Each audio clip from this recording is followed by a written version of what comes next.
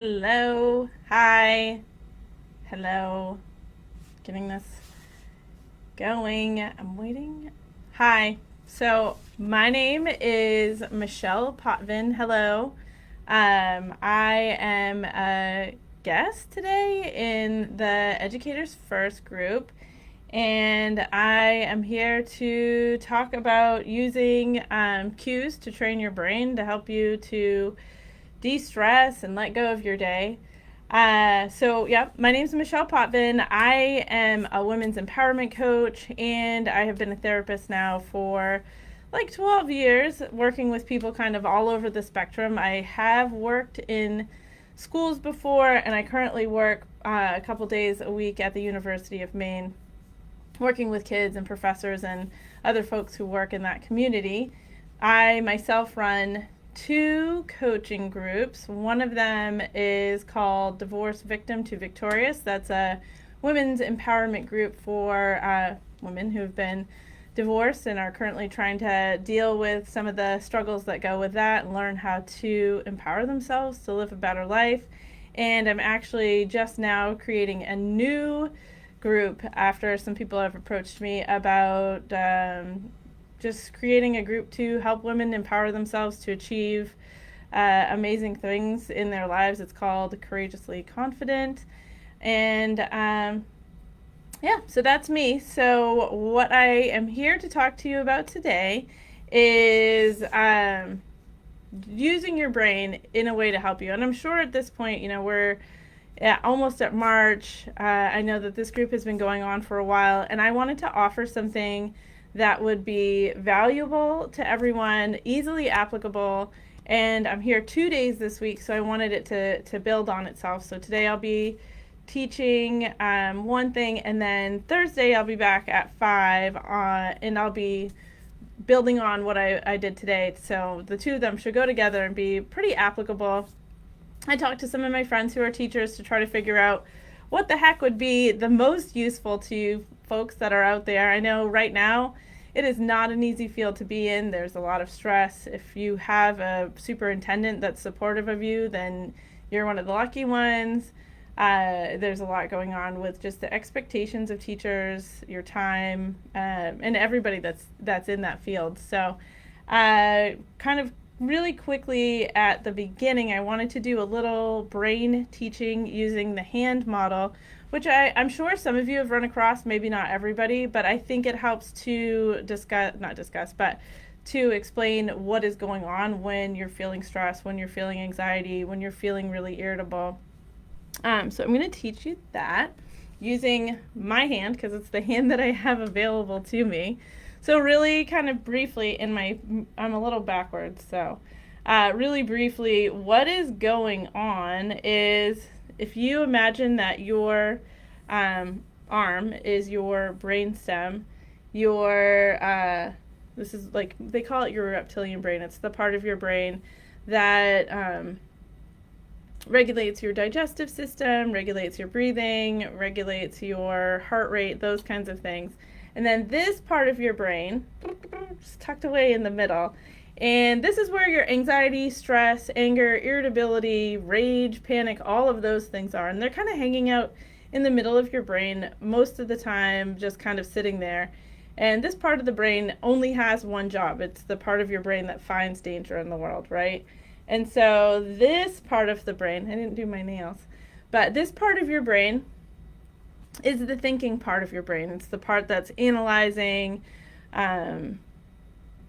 processing, communicating, doing your movements, all of those kinds of things. And normally, when life is pretty good, you're going around and your thinking, processing, problem solving part of your brain is just hanging out, and you're doing the things that you're supposed to be doing. You're engaged, you're involved, and your body is functioning normally, your heart is beating normally, your breathing is normal. But then when this part of the brain gets triggered or irritated by anything, and it could be external, it could be environmental.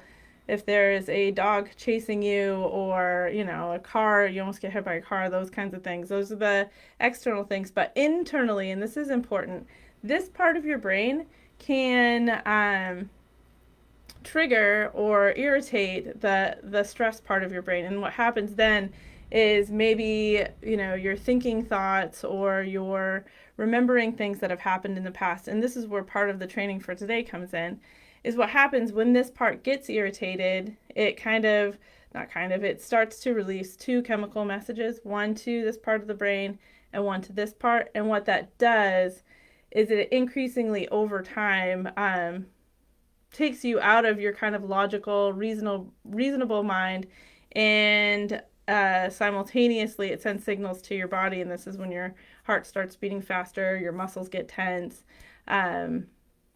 It does all kinds of wonky things to your digestive system. And long term, what stress is just this low level release of both the cortisol that's going up to your cortex, the thinking part of your brain, and the adrenaline down here.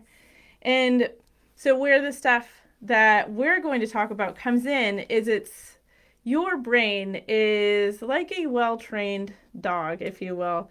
So it wants to learn ahead of time how to do the things that it's supposed to do. And if you have had a dog in your life, or horses, a lot of animals actually are thinking animals, but you know that if you walk your dog at a certain time, or you feed your dog at a certain time, or you wake up at a certain time, your dog anticipates that this is going to be the time that we do this thing. So it'll wake you up at 5 on the weekends because it doesn't know that it's not the weekends. Your brain's very similar. So if your job is very stressful and it's taking a lot out of you, a lot of people, what happens to them is Sunday night before your first day of work on Monday, you start to experience stress. You notice that you're kind of overthinking things.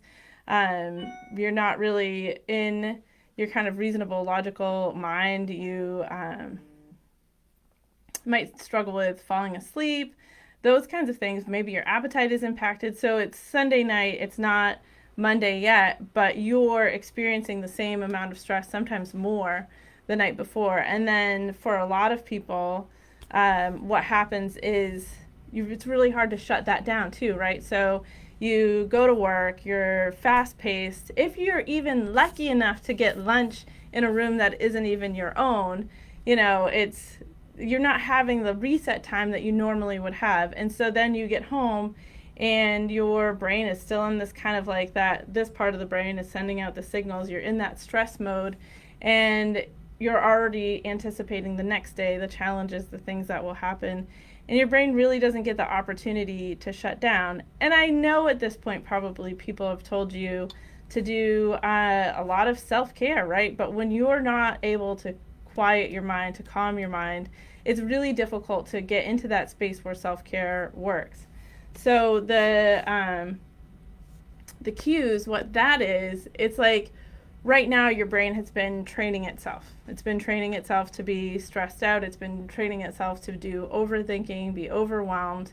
And what the cues are is to help you train your brain for what you want to do instead. And honestly, if there's anybody here and you have questions, feel comfortable reaching out, saying hello. I appreciate all of that stuff.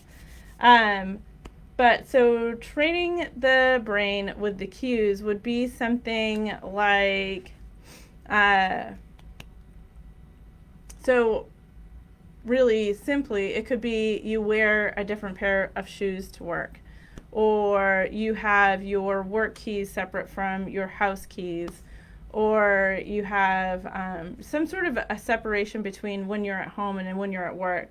And for those of you who are doing either hybrid or fully online, it can look more like having a dedicated workspace that's not your bedroom, that's not your living room, if it's at all possible. And so it's like starting to divide that brain to like, okay, when I'm here, when I'm holding these keys, when I am wearing these shoes, and it sounds really simple, but it's very real. This is when I'm in work mode. And when I'm in work mode, I can take the time I need to think and focus and worry and stress about all of these things that I need to do.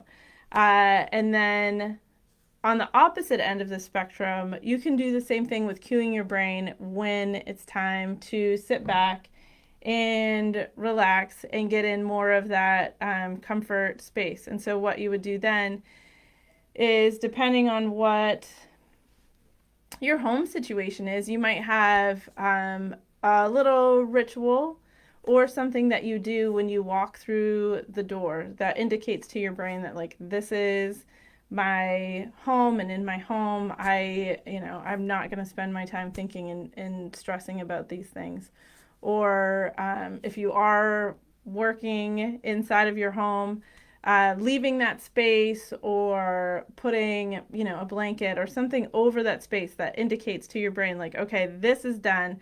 Now we move on to the next thing. And so it's compartmentalizing intentionally. And then there's the practice of, once you've decided what those breaks are going to be, what those cues are going to be, being very intentional about quieting your mind when the thoughts come in about, what Johnny's doing at school and how awful he was today, taking that time to tell yourself that these thoughts are not allowed here in this place, and relaxing and resetting your system. And what happens within usually a couple days or so. And I know it's break right now. So for those of you who are on break right now, which a lot of you are, it might be good to kind of sit down and make a plan, write down some notes about, like, well, I could do it this way, or I could, flexibly plan that the division between work and home is going to be this.